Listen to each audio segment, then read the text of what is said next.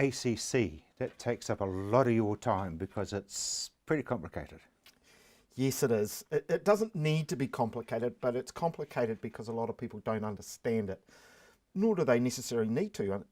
That's why we have people like, such as myself and accountants who have an understanding of how the ACC system works. So for people who are self-employed, people who have their own business, they really should take advice around their ACC and should do it very early on, because it's quite important to set the standard right at the start, because otherwise they could get caught later when they have an ACC claim, or alternatively could be paying far too much in their levies. You've just hit the nail on the head when you said far too much, because you've got everybody sitting in the front of their chair now wanting to know how you can reduce what you're paying. Yeah.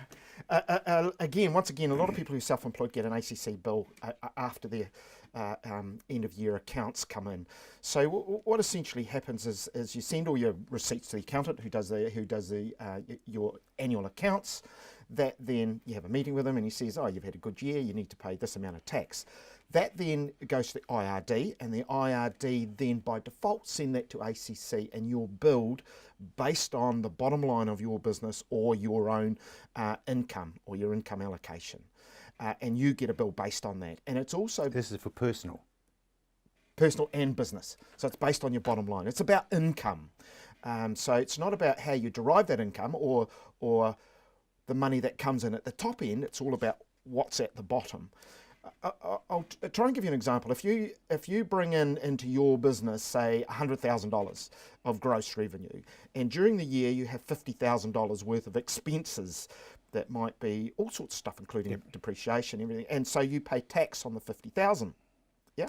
Yep. So that then is passed on to ACC, and ACC bill you based on an income of $50,000, not the $100,000 that you've actually brought in, because part of that has been mitigated for a whole lot of reasons. That's how you create your income. That's the service that you provide, but you are levied on that 50,000. So if you come to a point where you need some income compensation because you've had an accident and you go to ACC will only pay you 80% of what you've paid your levies on, which is the 50,000, and it's taxed before you get it. Yes.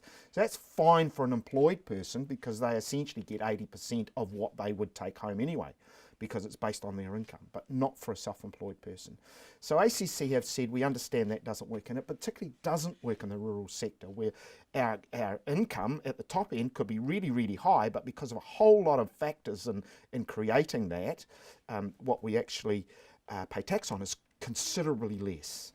So ACC have said that doesn't work. So ACC have said, you can't not pay it, you must pay ACC levies, but what we'll do is we'll allow you to choose a level of income compensation between a least amount and a highest amount, and you can choose in between there as to how much compensation you want.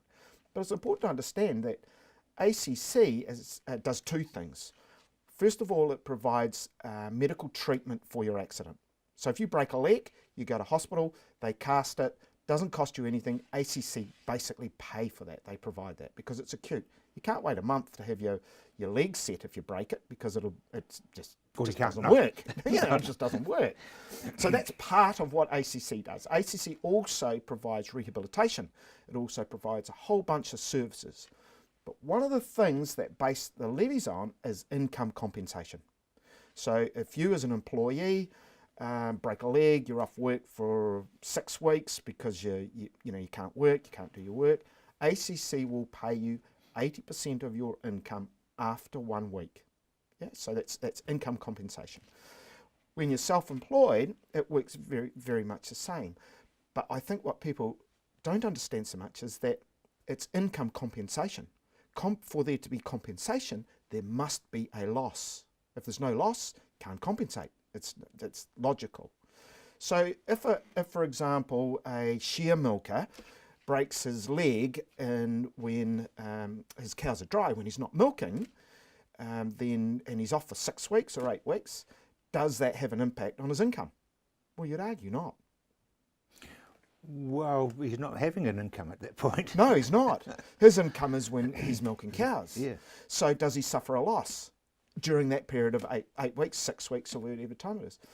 Suggest not. So therefore, he's entitled to compensation. He hasn't suffered a loss. No, he's not. Ooh, okay. So we've had circumstances where somebody has claimed ACC because they think that that's an entitlement. I've broken my leg, I can't work, I'm entitled to ACC. So they go to ACC and they get a compensation because ACC say, okay, we'll look at your last 12 months. Yes, that's fine, you're entitled to 80% of that, we will pay that for you. End of the year, their accounts go in, hasn't suffered a loss. What do you think ACC do? Say no. They not only say no, they say, all that money we've paid you, we want back because you're not entitled to it. And they've spent it. Well, in most cases they have, correct. So that it just goes on to their bill. Now, I'm not saying ACC are real mean and stand up with debt collectors on their door. ACC will help people. They're not that difficult to deal with. They really are quite good to deal with as long as you tell them and communicate to them. The other wild card, Hank, is what ACC consider to be needing compensation because it was an accident. Well, the A is as accident. Correct. That's the other. I think critical point is ACC will only pay if it's an accident. Who determines if it's an accident? They do. And they're really simple. If you have an accident, you fall over, you break your leg, it's a specific incident that's happened at a specific time that's caused a specific injury. Really easy to define. That's an accident. But if you've developed a sore back, and you think, jeepers, my back's really sore, you know, that's got to be work related because I'm underneath there putting the things on cows and all sorts of stuff. And so you go to the doctor says, yes, you've got an injury in your back, but you can't define it to a specific time, then it becomes a grey area. And they love a grey area. And they'll say it's not an accident. And they could be right, but the onus these days is more on us to show that it is an accident rather than them to show that it isn't, if that makes sense. Do you come into bat? Oh, we can do, yes, most definitely. Most definitely. But what we try and do is we try and take ACC out of the picture. Because they're not accidents wholly that stop you from working. It could be an illness. Or it could be that your bad back is degenerative, and quite rightly so, ACC don't have to pay.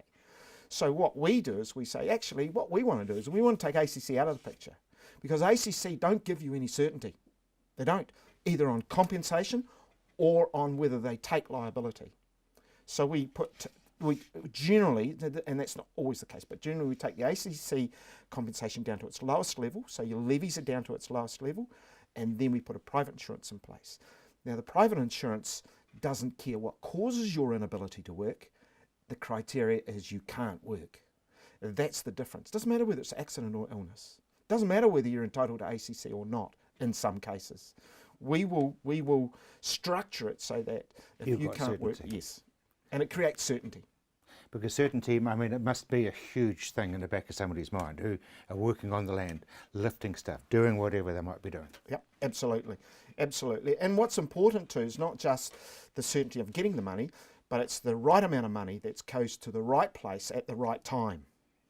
That's what it's about, being able to plan and having some, I guess, some certainty. I'll come back to that word, certainty, that yes, we're going to get this money, it's going to come in at this time, and then we can do some things that are going to assist our business, because it's all about the business. Very briefly, if somebody's been paying $1,000 for ACC, you drop that right down and then you put in your insurance cover. Yeah. Is the premium, would you still be around that 1,000? Yeah, it varies. ACC determine the levels of levy through risk. So they say a farmer is going to pay a whole lot more than an insurance advisor such as I am because it's less risk. So the levies are different. For the private insurance company, it goes more on age. I'm more likely to have an ailment than somebody who's maybe 25 to 30. So there's a far greater risk with age for private insurance than there is necessarily for accidents. So it just works different. But it's still a step that you should Correct. really look at very solidly. Absolutely. You should take advice, because at least advice you can make an informed decision and you can create some certainty. Brilliant. Hank, thank you very much indeed. And I think you'll find that Hank's probably saved you a whole lot of heartache. Now, Tamania, let's go back to Tamania and actually talk to Tim, who's one of the breeders' legends.